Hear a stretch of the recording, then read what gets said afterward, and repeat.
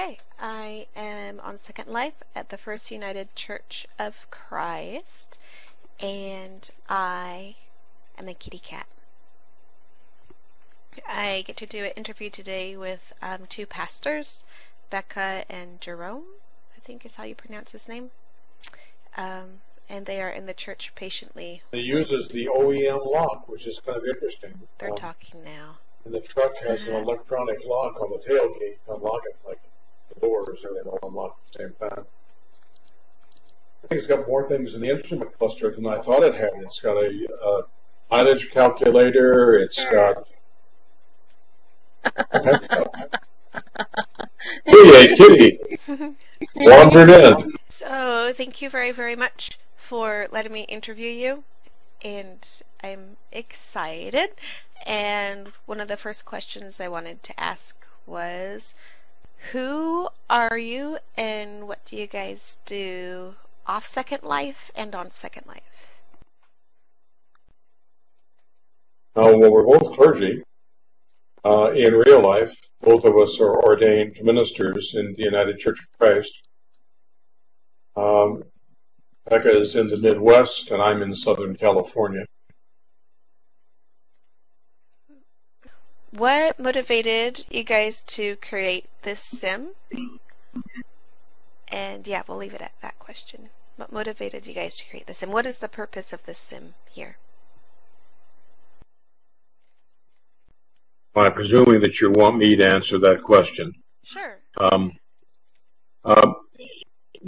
I began to do some research into Second Life when I came in just out of curiosity to see what it was all about.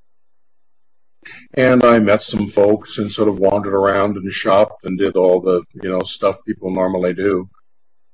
And I let it be known what I did for a living in real life. And a couple of folks who had personal issues that they wanted to talk to someone about sought me out.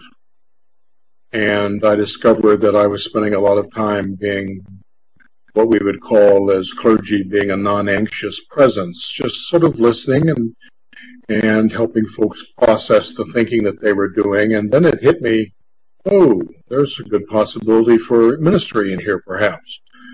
And then I began to check out the presences of churches of various denominations in Second Life and discovered that while there had been a UCC community here, it was no longer active.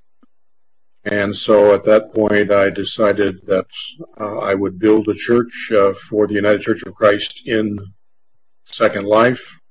And I approached the Southern California Nevada Conference, which is my conference in the UCC, and asked the board of directors to declare us an experimental ministry, and they did that. That was last September. I took delivery of the simulator in the middle of October. And then we offered our first in-world worship service on October 27th of last year. That's cool. What kind of events do you have on this sim other than, well, I know you have church service on Sundays and Thursdays, I believe. We do. We offer worship. Jerome tends to lead at Sunday evenings. We have Josh, who is another ordained minister in the United Church of Christ, who has been offering worship services on Thursdays. I am starting to fill in as I'm able as well. There's also a Bible study that's not exactly a traditional Bible study that's offered Tuesdays. That was started by staff member Yo-Yo Rez, but is now often led by our other staff member Lucy, and then a member from Jerome's real life congregation, who has come into Second Life, just led that discussion group on Tuesday. So that was kind of fun to have new leadership come in and help out those kinds of things. There's also a meditation on a psalm that's just a super short, sort of calm, quiet, 15 to 20 minute service. And those are offered Mondays, Wednesdays, and sometimes Fridays or Saturdays. And that tends to be Jerome leading those, although Lucy and I have both taken turns leading that kind of thing. But in addition to worship, to be honest, we love to get people together for dancing. So because we are based in the United States, we had fireworks and a dance on 4th of July. And there's also we have what we call as a Real Reach ministry here, where we are sponsoring a child through Children International. And so we did a fundraiser, Battle of the DJs, back in February, as we chose our first sponsor child, and raised enough money to support her through her 18th birthday next year. So now we're preparing to do a second fundraiser and sponsor another child, probably someone younger, so we can do this long term. And that event will be happening August 16th. So in addition to the worship services and a Bible study, we tend to get together and have fun whenever we can manage it. That is cool. I have a question about the sponsor. For people that aren't familiar with Second Life, do you take donations like through Linden and then transfer it into US dollars, or how can people sponsor if they want to do that? Well, that's how we did it when we sponsored our first child, Christine, from the Philippines.